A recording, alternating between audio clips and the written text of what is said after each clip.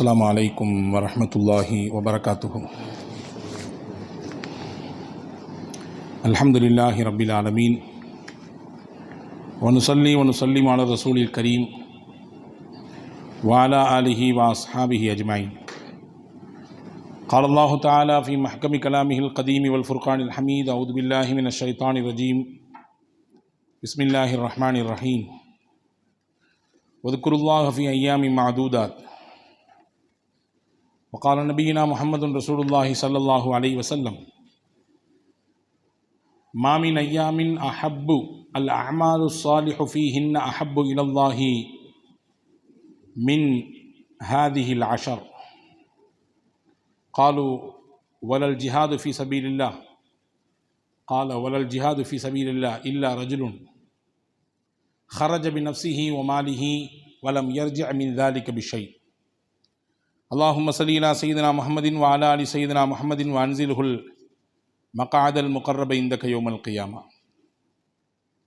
எல்லாம் அல்ல அல்லாஹுவை போற்றி புகழ்ந்து அவனுடைய திருநாமத்தை கூறி அன்னலம் பெருமானார் முஹம்மது ரசூலுல்லாஹி ஸல்லல்லாஹு அலைஹி வஸல்லம் அவர்கள் மீது சலாத்தையும் சலாமையும் சொல்லி அன்னாரின் வழியை பின்பற்றிய சத்திய சஹாபாக்கள், நல்லோர்கள், சுஹதாக்கள், சாலிஹீன்கள், குறிப்பாக ஜும்மாவின் அவைக்கு வருகை தந்திருக்கிற வர இருக்கிற எல்லா மக்களின் மீதும் எல்லாம் வல்ல அல்லாஹுவின் அன்பும் அருளும் குறைவில்லாமல் என்றென்றும் நிறைவாக வந்து சேரட்டுமாக. வல்ல அல்லாஹ் நம்முடைய பாவங்களை, தவறுகளை மன்னித்து அவனுடைய பிடித்தமான நல்லடியார்கள் கூட்டத்திலே சேர்த்து அருள் புரிவானாக. நீண்ட ஆயுளையும் நிறைவான ஆரோக்கியத்தையும் நல்லமல் செய்யக்கூடிய வாய்ப்பினையும் வல்ல அல்லாஹ் நம் யாவருக்கும் வழங்கி இந்த உலகை விட்டு மரணிக்கின்ற பொழுது லா இலாஹ இல்லல்லாஹ் முஹம்மது ரசூலுல்லாஹ் என்ற கலிமாவை சொன்னவாறு நம்முடைய ஆத்மாக்களை கைப்பற்றுவானாக. நாளை ஃபிர்தௌஸ் என்ற உயர்ந்த சொர்க்கத்திலும் கண்மணி நாயகம் ஸல்லல்லாஹு அலைஹி வஸல்லம் மன்னவர்களின் தலைமையின் கீழ் நம்மையும் நம்மை பெற்றவர்களையும் நமக்கு கல்வி தந்தவர்கள் நம் முன்னேற்றத்துக்கு காரணமான அத்துணை மக்களையும் அல்லாஹ் ஜன்னத்துல் ஃபிர்தௌஸிலே ஒன்றிணைத்து அருள் புரிவானாக. ஆமீன் யா ரப்பல் ஆலமீன். கண்ணியத்திற்கு மிகுந்த மரியாதைக்குரிய சகோதரர்களே, பாசத்திற்குரிய மூமின்களே, புனிதம் நிறைந்த துல்ஹஜ் மாதத்தினுடைய துவக்கம் இன்னும் ஒரு சில நாட்களிலே வர இருக்கிறது. இஸ்லாத்தினுடைய 5 கடமைகளையும் நிறைவேற்றக்கூடிய வாய்ப்பை அல்லாஹ் இந்த துல்ஹஜ்ஜினுடைய முதல் சில நாட்களிலே வைத்திருக்கிறான். தொழுகிறோம், நோன்பு வைப்பதற்கும் உண்டான வாய்ப்பு இருக்கிறது. அதே போன்று அதிகமான தான தர்மங்கள் வழங்குவதற்கான வாய்ப்பு இருக்கிறது. இஸ்லாத்தின் முக்கிய கடமையாக இருக்கக்கூடிய ஹஜ் என்கின்ற புனிதமான ஒரு அமலும் நடைபெறுவதற்கான நாட்களாக இது இருக்கிறது. எனவே வர இருக்கக்கூடிய அந்த நல்ல நாட்களின் பரக்கத்தினாலே வல்ல அல்லாஹ் நம்முடைய எதிர்காலத்தை சிறப்பாகவும் வெளிச்சமானதாகவும் பயனுள்ளதாகவும் அல்லாஹ் ஆக்கி தரட்டுமாக. கண்ணியத்திற்குரிய சகோதரர்களே, ஹஜ்ஜுக்காக வேண்டி உலகெங்கிலும் இருந்து ஹாஜிகள் புறப்பட்டு சாறை சாறையாக புனித மக்கமா நகரை நோக்கி நகர்ந்து கொண்டிருக்கிறார்கள், நல்லமல்கள் செய்து கொண்டிருக்கிறார்கள் என்பது ஒருபுறம் மகிழ்ச்சி. இன்னொரு புறம் முஸ்லிம்களின் 3வது புனித தலமாக இருக்கக்கூடிய பைத்துல் முகத்தஸ். 3 தலங்கள் முஸ்லிம்களுக்கு புனித தலங்கள் நாம் தெரிந்திருக்கிறோம். ஒன்று மஸ்ஜிதுல் ஹரம், மக்காவில் இருக்கக்கூடிய புனிதத்திற்குரிய ஹரம் பள்ளிவாசல். இன்னொன்று மஸ்ஜிதுல் நபவி, முஹம்மது ரசூலுல்லாஹி ஸல்லல்லாஹு அலைஹி வஸல்லம் வாழ்ந்து நம் கண்களுக்கு தெரியாமல் மறைந்து வாழ்ந்து கொண்டிருக்கிற அவர்கள் கட்டிய புனிதமான மஸ்ஜிது நபவி, மதீனத்து பள்ளிவாசல். 3வது ஒரு புனித தலம் பைத்துல் முகத்தஸ் என்று சொல்லப்படுகிற பலஸ்தீனத்தில் இருக்கக்கூடிய அந்த மஸ்ஜிதுல் அக்ஸா. ஒருபுறம் 2 புனித தலங்களும் ஹாஜிகளின் வருகையினால், உலகெங்கிலும் இருக்கக்கூடிய புனித பயணிகளுடைய வருகையினால் சந்தோஷத்திலும் குதூகலத்திலும் மக்களுடைய அதிகப்படியான நடமாட்டம் அவர்களுடைய நல்லமல்களை கொண்டு நிரம்பி வழிந்து கொண்டிருக்கக்கூடியது ஒரு புறம் என்றால், மறுபுறம் பைத்துல் முகத்தஸும் அதை சுற்றி இருக்கக்கூடிய அந்த கஸாவினுடைய மக்களும் படுகிற பாடும் சிரமங்களும் சொல்லில் அடங்காத வலியையும் வேதனையையும் ரணத்தையும் நமக்கு கொடுத்து கொண்டிருக்கிறது. சுமார் ஏறத்தாழ 2 ஆண்டுகளுக்கு மேலாக தொடர்ச்சியாக நடைபெறக்கூடிய யுத்தம், சமீப நாட்களில் அதனுடைய கோர தாண்டவம், இதுவெல்லாம் உலகத்தில் வாழக்கூடிய ஈரமுள்ள நெஞ்சையும் உலுக்கி எடுக்கக்கூடிய ஒரு விஷயமாகத்தான் இருக்கிறது. குறிப்பாக ஈமானிய உள்ளங்கள் அதனால் கலக்கமடைகிறது, சஞ்சலப்படுகிறது. அவர்களின் கண்ணீரை, அவர்களுடைய அந்த அபயக்குரலை கேட்டு உள்ளபடியே உள்ளம் என்னென்னவோ செய்கிறது. இந்த நாட்களிலே நாம் 2 விஷயத்தையும் நினைவு கூறப் போகிறோம். ஒன்று, இந்த துல்ஹஜ்ஜி மாதத்தினுடைய 10 நாட்களுக்கு அதில் செய்ய வேண்டிய முக்கியத்துவம் வாய்ந்த சில செய்திகளை உங்கள் கவனத்தில் வைத்துவிட்டு, தொடர்ச்சியாக பல்வேறு விதமான ஆக்கிரமிப்பிற்கும் இடைஞ்சலுக்கும் இழப்புக்கும் முகம் கொடுத்து கொண்டிருக்கக்கூடிய பாலஸ்தீன மக்களுக்காக நாம் இந்த நாட்களில் செய்ய வேண்டிய காரியம் என்ன என்பதையும் இந்த ஜும்மாவினுடைய உரையின் வழியாக உங்களுக்கு நான் நினைவு கூட்ட விரும்புகிறேன். உலகத்தில் ஆகச்சிறந்த இரவு எது என்று கேட்டால் நாம் எல்லோரும் சொல்லுவோம், லைலத்துல் கத்ருடைய இரவு. கத்ருடைய இரவு என்பது பாக்கியமான இரவு. காரணம், அந்த இரவில்தான் இறைவன் அல் குர்ஆனை வழங்கினான். ஹைரும் மின் அல்ஃபி ஷஹர், 1000 மாதங்களை விட சிறந்த இரவு. தனஸ்ஸலுல் மலாயிகத்து வர்ரூஹு ஃபீஹா, மலக்குமார்கள் அப்படியே அணியணியாக சாறை சாறையாக இறங்கக்கூடிய இரவு என்று அதற்கான காரணங்களை நீளமாக நாம் பட்டியலிட்டு கொண்டே போவோம். எல்லோருக்கும் தெரியும், வருடத்தில் லைலத்துல் கத்ர் இரவு என்பது ஒரு கிடைக்கப்பெறாத பாக்கியமான இரவு. அதே போன்று பகலிலே சிறந்த பகல் என்று எது என்று நீங்கள் கேட்டால், நபிகள் நாயகம் ஸல்லல்லாஹு அலைஹி வஸல்லம் சொல்வார்கள், துல்ஹஜ் மாதத்தினுடைய முதல் 10 நாட்கள். அந்த முதல் 10 நாட்களிலே இருக்கக்கூடிய பகல் இருக்கிறதே, லைலத்துல் கத்ருடைய இரவுக்கு என்ன மகத்துவம் உண்டோ, என்ன பாக்கியம் உண்டோ, அதற்கு இணையான பாக்கியங்களை பெற்றது துல்ஹஜ் மாதத்தினுடைய முதல் 10 நாட்களின் பகல். எனவே தான் அல் குர்ஆனிலே நீங்கள் சூரா ஃபஜ்ர் என்ற அத்தியாயத்தை வாசித்து பாருங்கள். அதனுடைய துவக்க வசனம் வல் ஃபஜ்ர் வலயாலில் அஷ்ர், அதிகாலையின் மீது சத்தியம், 10 இரவுகளின் மீது சத்தியம் என்று அல்லாஹ் சத்தியம் என்று சொல்கிறான். ஒரு பொருளின் மீது இறைவன் சத்தியமிடுவதானால் அதனுடைய மகத்துவம், அதனுடைய கண்ணியம் அல்லாஹ்விடத்திலே மேன்மையானதாக இருக்கும் என்பதனால்தான் அல்லாஹ் அதன் மீது சத்தியமிடுவான். அந்த அடிப்படையிலே இந்த 10 இரவு எது, இந்த 10 பகல் எது என்பதை அறிஞர்கள் சொல்கிறார்கள், துல்ஹஜ் மாதத்தினுடைய முதல் 10 நாட்கள் தான். புகாரி ஷரீஃபிலே ஒரு ஹதீஸ் வந்திருக்கிறது, மாமின் ஐயாமின் அல் அமலு ஸாலிஹு ஃபீஹின்ன அஹப்பு இலல்லாஹி மின் ஹாதிஹில் ஐயாமில் அஷ்ர். அல்லாஹ்விற்கு ரொம்பவும் பிடித்தமான பகல் எது தெரியுமா? அந்த நாட்களில் அந்த பகலில் செய்யக்கூடிய அமல் அல்லாஹ்விற்கு ரொம்ப பிடிக்கும்.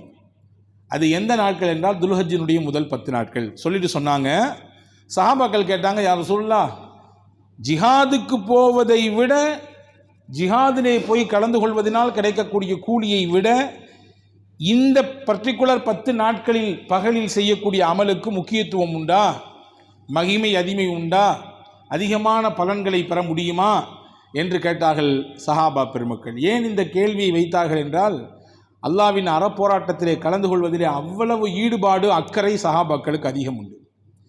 இன்றைக்கு தியாகம் என்பது வெறும் பேச்சாக போய்விட்டது, வெறும் வார்த்தை.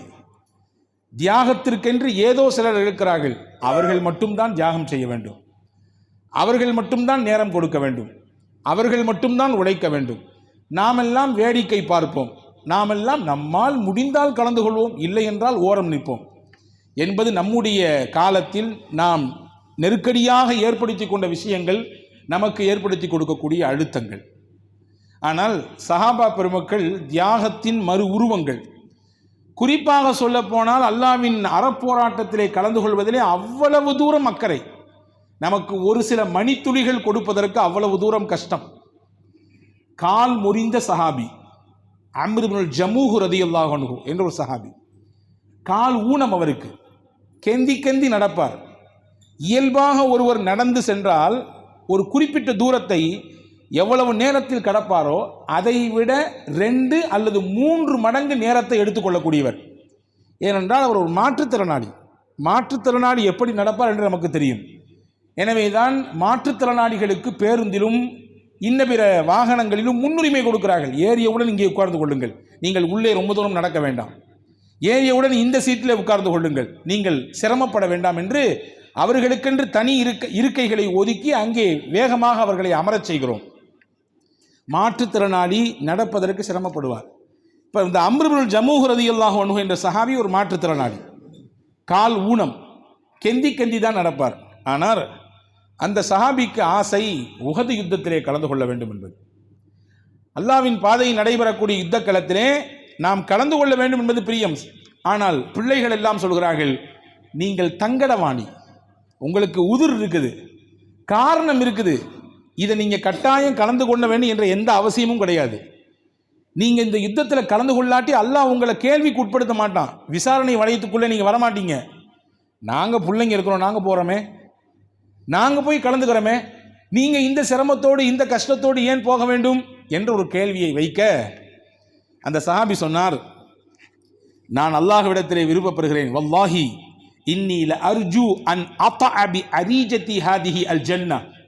இவர் சொன்ன வார்த்தை ஹதீஸிலே பதிவாக இருக்கிறது.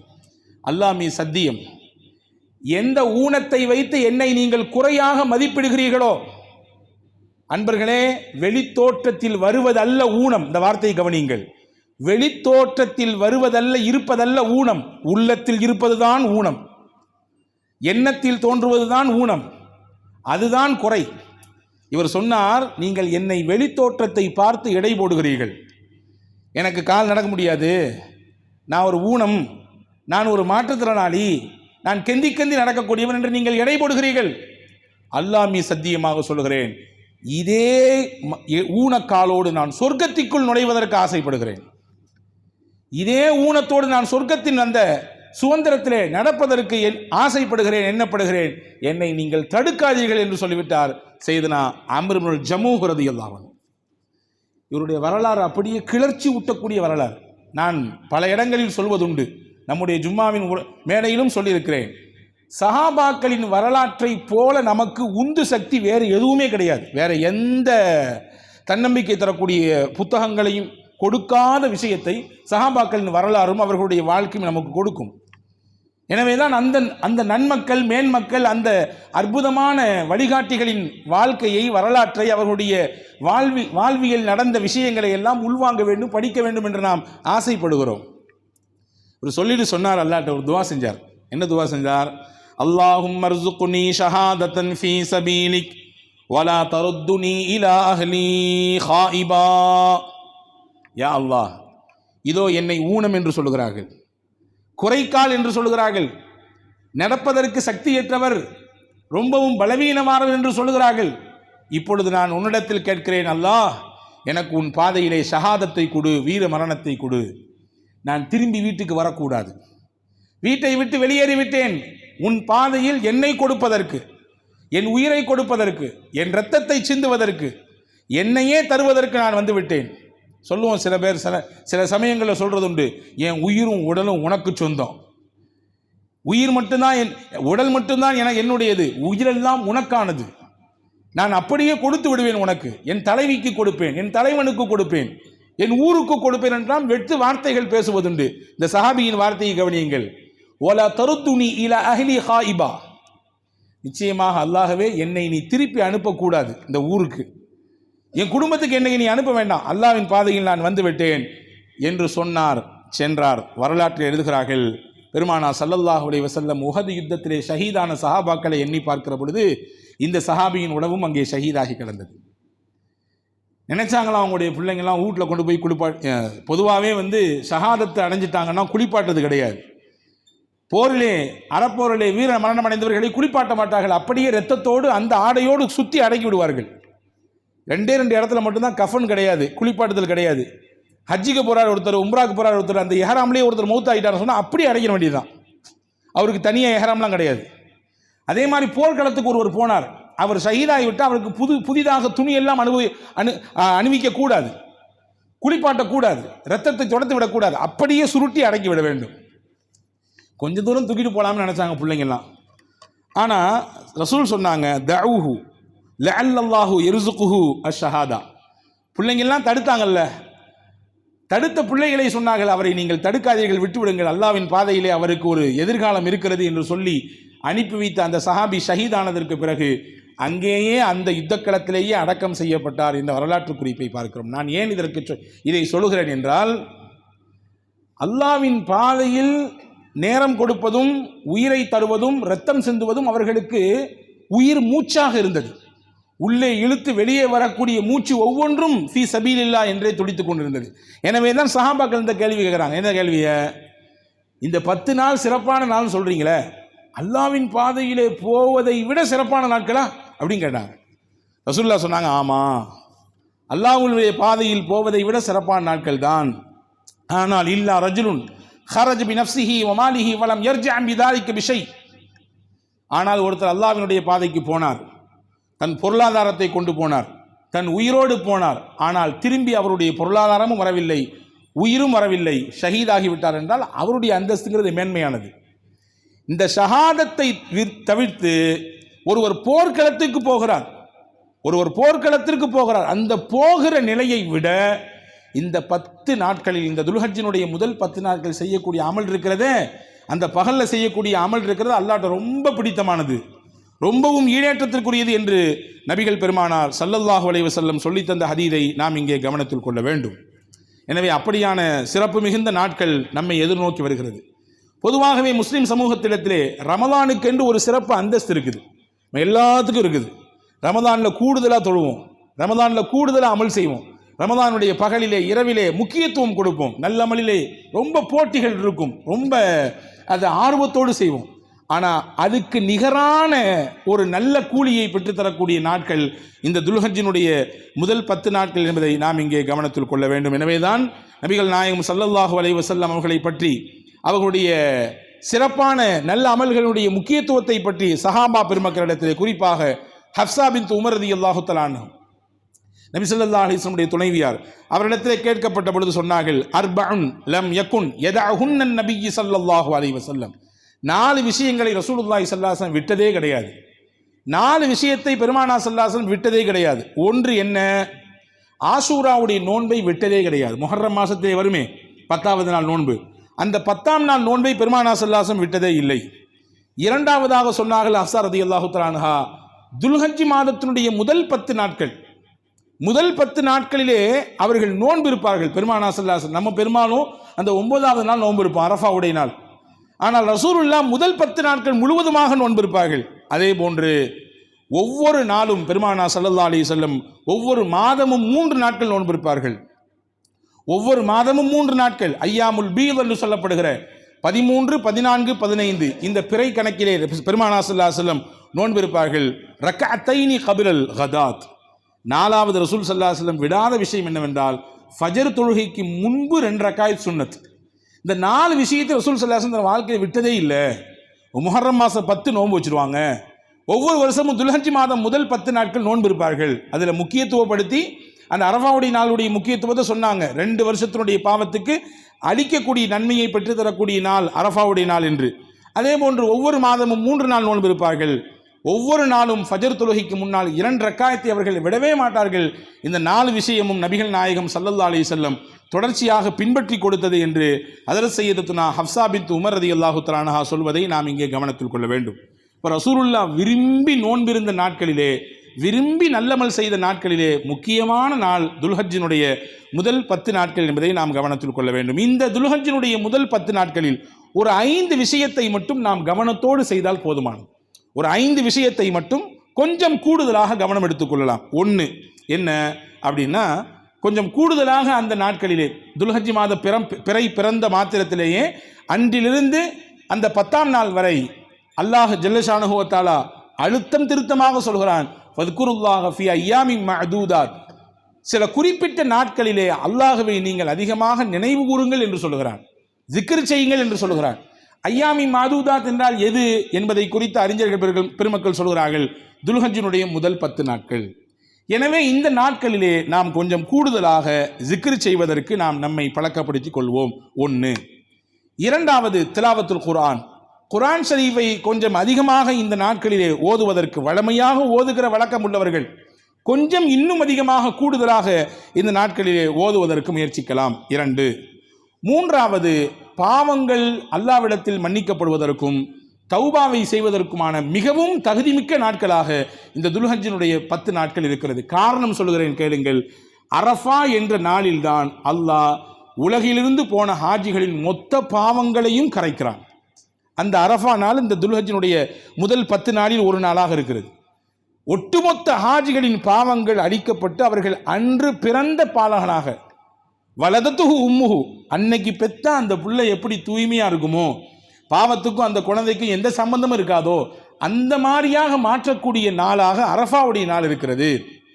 எனவே இந்த 10 நாள் முழுக்க நாம் அல்லாஹ்விடத்திலே இஸ்திக்ஃபார் செய்வதற்கும் தௌபா செய்வதற்கும் தகுதிமிக்க நாட்கள் என்று அறிஞர் பெருமக்கள் சொல்கிறார்கள். இது 3.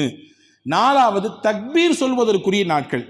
பொதுவாக இந்த துல்ஹஜ் மாதத்தினுடைய முதல் 10 நாட்களிலே அதிகப்படியான தக்பீர்கள் சொல்லலாம். அல்லாஹு அக்பர் அல்லாஹு அக்பர் என்று சொல்லக்கூடிய அந்த தக்பீர்களை அதிகம் சொல்லலாம். காரணம் என்னவென்றால், துல்ஹஜ் மாதத்தில் தான் ஹாஜிகள் ஒட்டுமொத்தமாக அந்த மக்கமா நகரிலே ஹஜ்ஜினுடைய முக்கியத்துவம் வாய்ந்த சில பகுதிகளிலே சில இடங்களிலே தங்கியிருக்கிறார்கள். அவர்களுக்கும் நமக்கும் ஒரு சின்ன ஒப்பு என்ன தெரியுமா? அவங்க ஹஜ்ஜில் தல்பியா சொல்லுவாங்க. தல்பியா என்றால் என்ன? ஒரு ஹஜ்ஜிக்கு எஹ்ராம் கட்டின பின்னாடி, உம்ராவுக்கு எஹ்ராம் கட்டின பின்னாடி கொடுக்கக்கூடிய ஒரு முழக்கம். அந்த முழக்கத்திற்கு ஈடாக, அதற்கு ஒப்பாக இங்கே ஹஜ்ஜிக்கு போகாதவர்கள் செய்ய வேண்டிய அமல் என்ன அப்படின்னா தக்பீர். அங்கே ஹாஜிகள்லாம் தல்பியா சொல்கிறாங்க, நீங்கள் ஊர்லேருந்து தக்பீர் சொல்லுங்க, தக்பீர் சொல்லுங்கள் என்று நமக்கு அறிஞர் பெருமக்கள் சொல்லித் தருகிறார்கள். ஆக இந்த 10 நாட்களிலே செய்ய வேண்டிய 4வது அமல் தக்பீர். 5வது முக்கியத்துவம் வாய்ந்த அமல் அல் இல்ஹாஹு ஃபித் துஆ, அல்லாஹ்விடத்திலே மன்றாடுவதிலே கெஞ்சிதல், அல்லாஹ்விடத்திலே அதிகப்படியாக உரிமையோடு அல்லாஹுவின் சன்னிதானத்திலே கதறி கேட்குதல். இதை இந்த 10 நாட்களில் அதிகமாக செய்ய வேண்டும். காரணம், அல்லாஹ் விரும்பி பார்க்கிறான்.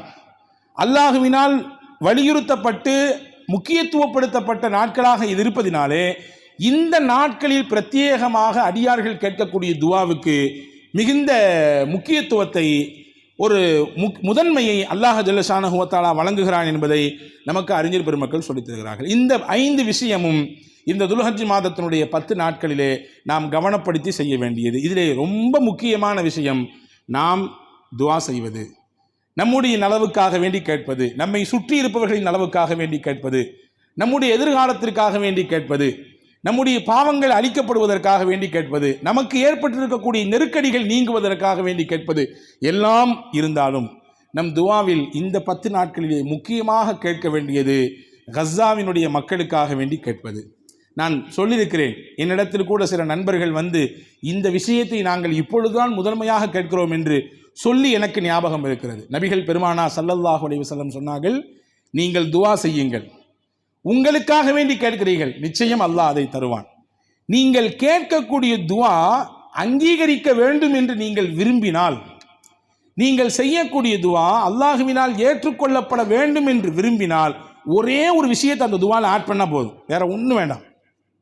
ஒரு விஷயத்தை மட்டும் ஆட் பண்ணால் போதும். என்ன செய்யணும்? அடுத்தவங்களுக்காண்டி கேளுங்க.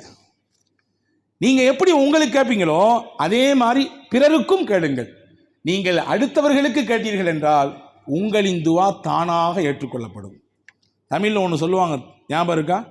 அடுத்தவங்க குழந்தைய ஊட்டி வளர்த்தா தான் குழந்தை தானாக வளர்ந்து சொல்லுவாங்க. அதில் உண்மை இருக்கோ பொய் இருக்கோ, அது யதார்த்தத்துக்கு சரியோ இல்லையோ அதை பேச வரவில்லை. ஆனால் துவாவிலே இப்படி ஒரு கான்செப்ட் இருக்குது. நீங்கள் அடுத்தவங்களுக்கு கேட்டீங்கன்னு சொன்னால் உங்கள் துவாவை அல்லாஹ் ஏற்றுக்குவான். எப்படி தெரியுமா? நபிகள் பெருமானா ஸல்லல்லாஹு அலைஹி வஸல்லம் சொன்னார்கள், எந்த ஒரு அடியார் தன்னுடைய துவாவினுடைய இருப்பிலே அமர்ந்து கொண்டு தனக்காக வேண்டி கேட்டுவிட்டு தன் சகோதரருக்காக வேண்டி கேட்க துவங்குகிறாரோ, யா அல்லாஹ், என் நண்பர் இப்படியான ஒரு சிரமத்தில் இருக்கிறார், இந்த தேவையை உன்னிடத்தில் முன்வைத்திருக்கிறார், என்னிடத்திலே துவா செய்ய சொன்னார், அவர் படுகிற சிரமம் எனக்கு தெரியும், அவர் எந்த நெருக்கடியில் இருக்கிறார் என்பது எனக்கு புரியும், எனக்கு தெரிந்திருக்கிறது, அந்த நெருக்கடியை நீக்கி கொடு, அவரின் கவலையை போக்கி கொடு, அவரின் தேவையை நிறைவேற்றி கொடு, அவருடைய கஷ்டத்தை நீ நீக்கி கொடு என்று ஒருவர் கேட்டால், நபி ஸல்லல்லாஹு அலைஹி வஸல்லம் சொன்னாங்க, உடனே அல்லாஹ் அவருக்கு பக்கத்தில் மலக்கை நியமிக்கான். நியமிக்கப்பட்ட மலக்கு என்ன செய்வார்? யா அல்லாஹ் ஆமீன், அல்லாஹும்ம ஆமீன், யா அல்லாஹ் இவர் கேட்கக்கூடிய துவாவை கபூல் செய். நீ கபூல் செஞ்சால் மட்டும் பத்தாது, அவர் அடுத்தவங்களுக்கு கேட்குறாரு பத்தியா, அதை எல்லாத்தையும் இவருக்கும் நீ கொடுக்கணும். அடுத்தவங்களுக்கு இவர் நல்லதை கேட்டால் அதை இவருக்கு கொடுக்கணும். அடுத்தவங்க படுற கஷ்டத்தை சிரமத்தை இவர் உணர்ந்து வேண்டாம் என்று தவிர்ந்தால் இவருக்கு நீ அதை கொடுக்காம இருக்கணும். அவர் பசியால் இருக்காரு, பட்டினியால் இருக்காரு, சிரமப்படுறாரு, கடந்த தொந்தரவில் இருக்கிறாரு, பெரிய மன கஷ்டத்தில் இருக்காரு, பாரத்தில் இருக்காரு, அதை நீக்கி கொடு என்று இவர் கேட்டால் நீ அவருக்கு அந்த மனபாரத்தை கொடுக்கக்கூடாது, நீ அவருக்கு அந்த கடன் தொந்தரவை கொடுக்கக்கூடாது, அவருக்கு அந்த பிரச்சனையை நீ கொடுக்கக்கூடாது என்று மலக்கு பக்கத்திலே உட்கார்ந்து கேட்பார் என்று நபிகள் பெருமானார் ஸல்லல்லாஹு அலைஹி வஸல்லம் சொன்னாங்க. இப்போ எனவே துவா செய்வதிலே நம்முடைய துவா அங்கீகரிக்கப்படுவதற்கான எளிமையான வழி, எப்பொழுது நாம் துவா செய்தாலும் பிறரையும் அந்த துவாவிலே சேர்த்து கொள்ள வேண்டும். பரந்தப்பட்ட பார்வையோடு எல்லோருக்குமான துவாவாக அந்த துவா இருக்கும் பொழுது அதோடு சேர்த்து நம்முடைய துவாவும் கபூலாகிவிடும். எனவே இந்த 10 நாட்கள் துவாவுக்குரிய நாட்களாக இருக்கக்கூடிய இந்த 10 நாட்களிலே நாம் குறிப்பாக பலஸ்தீன மக்கள், குறிப்பாக கஸாவினுடைய மக்களுக்காக வேண்டிய அல்லாஹ்விடத்திலே அதிகமாக நாம் கண்ணீர் விட்டு கேட்க வேண்டிய கடமை இருக்கிறது. உலகம் நிராகரித்து நிற்கிறது. பெரும் பெரும் நாடுகள், பல்வேறு விதமான பொருளாதார பின்னணி கொண்டவர்கள், உலகத்தில் பார்க்கப்படுவதற்குரிய இடத்தில் இருக்கக்கூடியவர்கள், சொன்னால் கேட்கலாம் என்கின்ற இடத்தில் இருக்கக்கூடியவர்கள் கூட வாய் மூடி மௌனிகளாக இருக்கும் இந்த நேரத்திலே அல்லாஹ்வின் சன்னிதானத்திலே மட்டுமே நாம் சொல்ல வேண்டிய கடமைப்பட்டிருக்கிறோம். 2023 தொடங்கிய யுத்தம் இன்னைக்கு வரைய சரமாரியான தாக்குதல் அதை சந்தித்து கொண்டிருக்கிறது. பலஸ்தீன மண், கஸாவினுடைய மண், இது அவங்களுக்கு புதுசு இல்லை. நிறைய ஆண்டுகளாக இதை சந்தித்து தான் வருகிறார்கள். ஆனால் இந்த குறிப்பிட்ட இடைவெளியிலே சுமார் 53,000 சொச்சம் மக்கள் அங்கே இந்த போரால், இந்த தாக்குதலால் பாதிக்கப்பட்டு தங்களுடைய இன்னுயிரை இழந்திருக்கிறார்கள். இழந்த 53,000 நபர்களிலே குழந்தைகள் மட்டும் 18,000 குழந்தைகள். இந்த 2 ஆண்டு காலத்திலே பலஸ்தீன மண்ணிலே, கஸாவிலே இறந்த குழந்தைகள் மட்டும் 18,000. சமீபத்திலே இந்த 2-3 நாட்களாக உணவு தடை அங்கே விதிக்கப்பட்டிருக்கிறது. வெளியிருந்து உணவு கொண்டு போவாங்கல்ல, ஏதாவது கஷ்டம்னா கண்டிப்பாக நாமும் கொண்டு போகிறோமா இல்லையா? ஒரு மழை, ஒரு புயல், ஒரு வெள்ளம் என்றால் நாமும் இறங்குறோமே. பல இடங்களிலே முஸ்லீம் சகோதரர்களை பார்க்கிறோமே, போய் ஓடி ஓடி போய் கொடுக்குறாங்க. அதே மாதிரி நிவாரண முகாம்களுக்கு வரக்கூடிய உணவுகளை எல்லாம் அங்கே அடைக்கப்படுகிறது, போகக்கூடாது. இப்பொழுது கஸாவிலே மிகப்பெரிய உணவு தட்டுப்பாடு ஏற்பட்டிருக்கிறது. இதுநாள் வரை பீரங்கிகளுடைய குண்டுகளுக்கும் அவர்கள் போடக்கூடிய அந்த வெடிச்சத்தத்தையும் கேட்டு வீடுகளை, தன்னுடைய உறவுகளை, சொந்தங்களை இழந்து நிற்கக்கூடிய அந்த மண்ணின் மைந்தர்கள், அந்த குழந்தைகள் இன்னைக்கு சாப்பாடு வழி இல்லாம, குடிக்கிறதுக்கு தண்ணீர் இல்லாம அல்லோல் படக்கூடிய அந்த காட்சிகள் எல்லாம் உள்ளபடியே உள்ளத்தை உருக்குகிறது, என்னென்னவோ செய்கிறது. டப்பாவை தூக்கிக்கிட்டு குழந்தைங்க ஓடி போய் ஏதாவது கிடைக்காதா என்று நிற்கிறார்கள். தண்ணீர் கோலையில் தண்ணீர் வரக்கூடிய அந்த லாரியிலே எப்படியாவது ஒரு சொட்டு தண்ணீர் கிடைக்காதா என்று ஓடி போகக்கூடிய அந்த காட்சி எல்லாம் உள்ளபடியே உள்ளத்தை உருக்கி தள்ளுகிறது. ஒரு பெரிய டபரா, அதில் சாப்பாடு செஞ்சு கஞ்சி எடுத்து வந்து கொடுத்துட்டு இருக்கிறாங்க. அந்த காட்சியை நீங்கள் பார்த்திருப்பீர்கள். எல்லாம் முடிஞ்ச அந்த டபராவை கவுத்துற சமயத்தில் ஒரு குழந்தை அதில் வடிஞ்சு போகக்கூடிய அந்த உணவை மட்டும் தான் கொண்டு வந்த பாத்திரத்திலே அப்படியே கையால் வலித்து அந்த சூட்டோடி வலுத்து எடுத்து கொண்டு போகிறது. அன்பர்களே, இன்னைக்கு நாம் எப்படி விதவிதமான உணவுகளை சாப்பிடுகிறோம். பசி என்றால் என்னவென்றே தெரியாத நிலையிலே அல்லாஹ் நம்மை வைத்திருக்கிறான். ஆனால் அங்கே ஒரு பெருங்கொண்ட கூட்டம், பெருங்கொண்ட குலைந்த குழந்தைகள் பசியினால் வாடுகிறார்கள் என்றால் எவ்வளவு பெரிய வலியை நமக்கு இது கொடுக்கிறது. ஐநா சொல்லுகிறது, கடந்த 11 நாட்களில் மட்டும் பசியினால் கஸாவிலே இறந்த குழந்தைகளின் எண்ணிக்கை 57. பசியினால் செத்து போச்சு, இறந்து போச்சு. ஐநா சொல்லுது, இந்த உணவு தடை தொடர்ந்தால் அடுத்த 2 நாளில் இந்த எண்ணிக்கை 14,000 தொடரும். 14,000 குழந்தைகள் பசியினால் உணவு இல்லாமல் செத்து போவார்கள், இறந்து போவார்கள் என்கின்ற குறிப்பு என்ற தகவல் நமக்கு எவ்வளவு பெரிய வேதனையை கொடுக்குது. அன்பான சகோதரர்களே, அனாதையாக்கப்பட்ட சிறுவர்கள், பெற்றோர்கள் இல்லாமல், பராமரிக்க ஆள் இல்லாமல் அங்குமிங்கும் அலைந்து கொண்டிருக்கக்கூடிய அந்த சிறுவர்களின் காட்சி. நம்முடைய தமிழ் கவிஞர் பாரதி சொல்லக்கூடிய வார்த்தை நம்ம எல்லாம் கடந்து வந்திருப்போம். தனி ஒரு மனிதனுக்கு உணவில்லை எனில் இந்த ஜகத்தினை அழித்திடுவோம் என்று சொன்னார் பாரதி. ஆனால் அங்கே ஒரு பெருங்கொண்ட கூட்டத்திற்கே உணவு தடுக்கப்படுகிறது. அராஜக போக்கோடு, அத்துமீறிய அந்த காட்டு மிராண்டித்தனத்தினுடைய உச்சகட்டத்தோடு இன்னைக்கு இஸ்ரேல் என்கின்ற அந்த யூத சயோனிசம் பலஸ்தீனத்தை முற்றிலுமாக அழித்து கஸா என்கின்ற இடமே மேப்பில் இல்லாத அளவிற்கு நாங்கள் மாற்றி விடுவோம் என்கின்ற எண்ணத்தோடு களத்தில் நிற்கிறார்கள். ஆனால் வல்ல அல்லாஹினுடைய உதவியை நாடி மட்டும் அந்த பகுதி மக்கள் எல்லாம் தொடர்ச்சியாக போராடி கொண்டிருக்கிறார்கள். இழப்புகளும் வேதனைகளும் தொடர்ச்சியான தாக்குதல்களுக்கும் முகம் கொடுத்தும் கூட ஒரே ஒரு நம்பிக்கையின் கீற்று நபிகள் நாயகம் ஸல்லல்லாஹு அலைஹி வஸல்லம் சொல்லியிருக்கிறார்கள், அல்லாஹும்ம பாரிக் லனா ஃபி ஷாமினா, அல்லாஹும்ம பாரிக் லனா ஃபி யமனினா. யா அல்லாஹ், எங்கள் ஷாமுக்கு நீ பரக்கத் செய், எங்கள் யமனுக்கு நீ பரக்கத் செய். அந்த ஷாமின் கட்டுப்பட்ட இடம்தான் இது.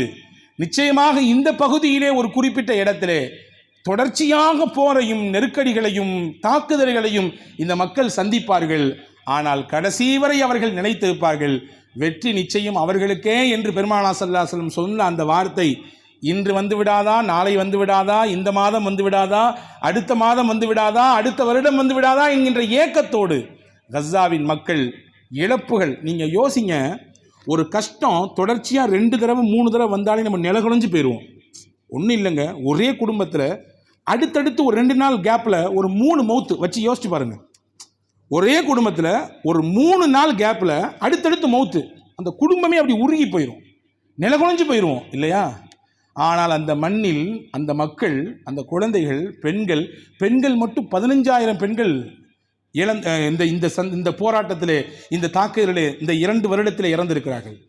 சமீபத்தினுடைய தகவல் 20 லட்சம் பிள்ளைகள் அங்கே இருக்கக்கூடியவர்கள், இதில் சேர்த்து கர்ப்பிணி பெண்கள் உட்பட பசியோடு வாடிக்கொண்டிருக்கிறார்கள் என்ற தகவலும் நமக்கு வருகிறது. எவ்வளவு பெரிய ஒரு ஒரு உறுதியான எண்ணத்தோடு இந்த களத்தில் அவர்கள் நிற்கிறார்கள். அவர்கள் நிற்பதற்கு மிகப்பெரிய சப்போர்ட்டு, மிகப்பெரிய ஆதரவு அவங்க உலக முஸ்லீம்கள்கிட்ட கேட்கறது, நீங்கள் எங்களுக்காண்டி துவா மட்டும் செய்யுங்கன்றாங்க. எனவே அன்பான சகோதரர்களே, நாம் அந்த மக்களுக்கு ஒவ்வொரு நாளும் துவா செய்ய கடமைப்பட்டிருக்கிறோம். ஒரு நிமிடம்தான் அல்லாஹ் நாடினால் எல்லாவற்றையும் தலைகீழாக மாற்றி விடுவார். பெரும் அரபு நாடுகள் இன்னைக்கு யாருக்கு கூஜா தூக்கிட்டு இருக்கான்னு நமக்கு தெரியும். யாருக்கு அவன் பெரிய பச்சை கம்பளம் விரித்து, வைலட் கம்பளம் விரித்து வரவேற்று அவனை உபசரித்து கொண்டிருக்கிறான் என்பது நமக்கு தெரியும்.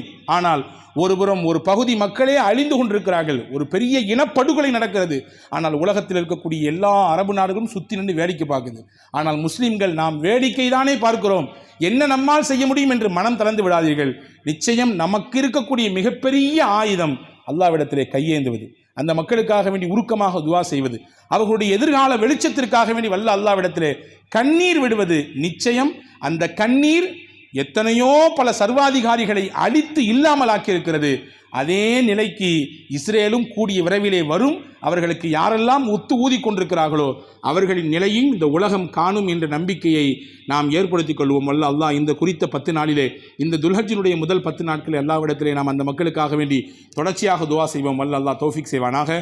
ஆமீன். வாஹிரு தாவா அல்ஹம்துலில்லாஹி ரப்பில் ஆலமீன். அஸ்ஸலாமு அலைக்கும்.